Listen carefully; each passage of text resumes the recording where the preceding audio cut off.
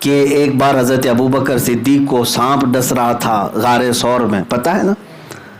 پورا واقعہ تفصیل سے نہیں بتا رہا ہوں. تو حضرت ابوبکر اپنا پیر نہیں ہٹا رہے تھے. کیوں؟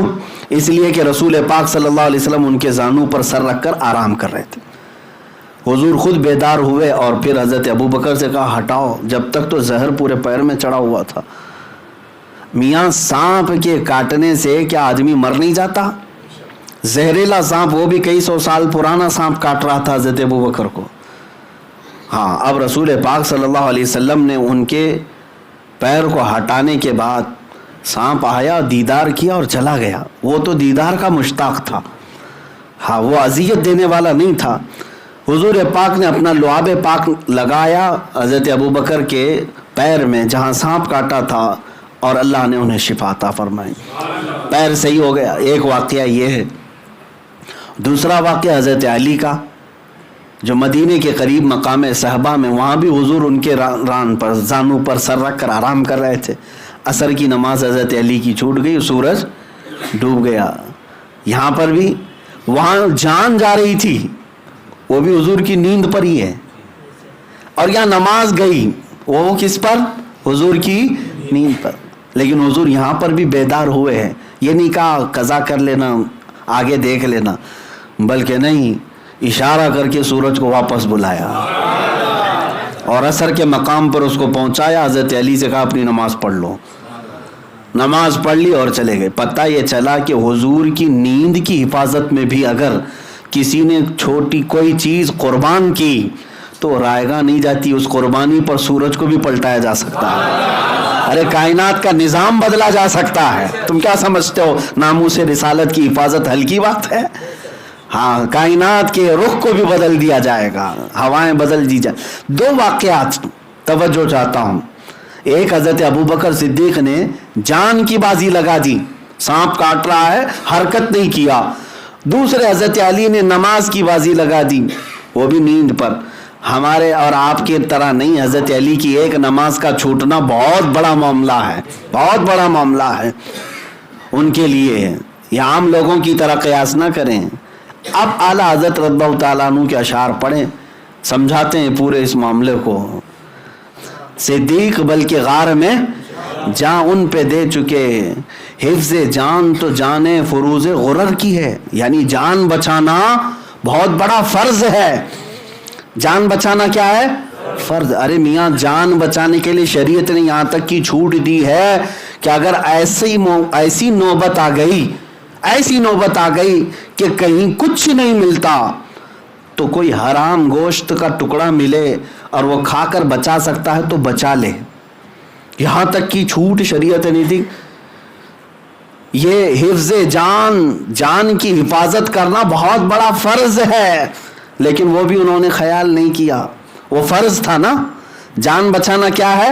فرض. بہت سارے لوگ یہی کہتے ہیں حضرت آج آپ کہہ رہے ہیں ٹھیک ہے باہر جانا خطرہ ہے، جان کی حفاظت تو فرض ہے نا، گھر میں بیٹھنا چاہیے، جان کی حفاظت فرض ہے. اب میں آپ کو سمجھاتا ہوں جان کی حفاظت کیسے فرض ہے.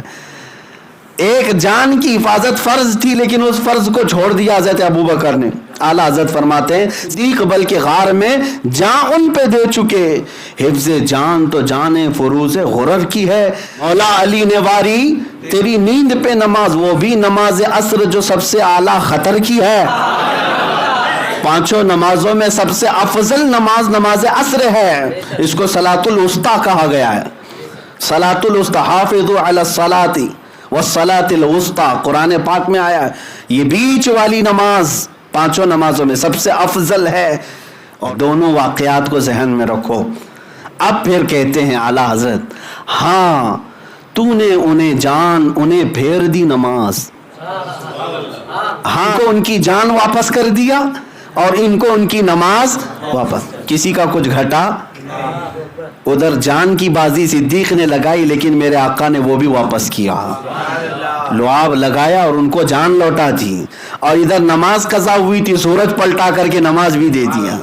کسی کا باقی نہیں ہے. ناموس رسالت کے لیے جو کھڑا ہوا پورا پلس میں مل جائے گا. ہاں تو نے انہیں پھیر دی نماز، پر وہ تو کر چکے جو کرنی بشر کی ہے. ہاں یہ دونوں صحابہ نے کیا کیا؟ جو بشر کو کرنا چاہیے تھا وہ کر دیا. اب جو یہ پورے دو واقعات کا خلاصہ کیا نکلا؟ ایک نے جان بچانا فرض تھا وہ فرض بھی چھوڑ دیا, اور دوسرے نے نماز عصر یہ بھی فرض تھی, فرض ہے کہ نہیں, یہ بھی فرض چھوڑ دیا. ادھر بھی فرض چھوٹا ہے ادھر بھی فرض چھوٹ رہا ہے, دونوں فرض چھوٹے. اعلیٰ حضرت فرماتے ہیں ثابت ہوا کہ جملہ فرائض فروع ہیں. ثابت ہوا کہ جملہ فرائض, فرض کی جمع کیا ہے؟ فرائض. فروع کا مطلب ہوا برانچ, اصل ایک ہوتا ہے اصل اور پھر فرع. اعلیٰ حضرت فرماتے ہیں ثابت ہوا کہ جملہ فرائض فروع ہے, اصل الاصول بندگی استاجور کی ہے. جس کا عام لفظوں میں اگر بتایا جائے تو یوں ہے کہ سارے فرض جتنے بھی ہیں سب کا مقام بعد میں ہے, اطاعت مصطفیٰ والا فرض پہلے نمبر پر ہے. ہاں وہ اگر حضور پاک کی ذات ہونا یہ پھول تو بلبل کا ترنم بھی نہ ہو. یہیں سے بات نکلتی ہے کہ اگر حضور کی ذات کا جو اللہ تعالیٰ نے ہمیں حکم فرمایا وہ چھوڑ کر کے دوسرے فرائض میں لگے رہے تو کوئی فرض نہیں قبول ہے.